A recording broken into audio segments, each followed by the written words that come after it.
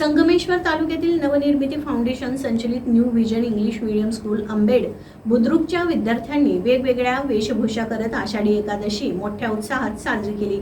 ज्या पद्धतीने पंढरपूरमध्ये विठ्ठलाच्या दर्शनाला वारकरी गेले, तीच विठ्ठलाची वारी टाळ मृदुंगाचा गजर करण्यात आला। समाजमध्ये एकीकडे जातीय तेढ निर्माण केली जात आहे। जातीतील भांडणे लावण्याचं काम सुरू आहे। मात्र आज आंबेड बुद्रुक इंग्लिश मीडियमच्या चिमुकल्यांनी आषाढी एकादशी हिंदू मुस्लिम विद्यार्थ्यांनी एकत्र येऊन एकतेचा संदेश दिला। यावेळी शाळेचा परिसर छोट्या वारकऱ्यांच्या टाळ मृदुंगाच्या आवाजानं बहरून गेला। आज विद्यार्थ्यांच्या या एकतेचा संदेशाचं पालन समाजातील जनता जनार्दन यांनी करण्याची गरज आहे।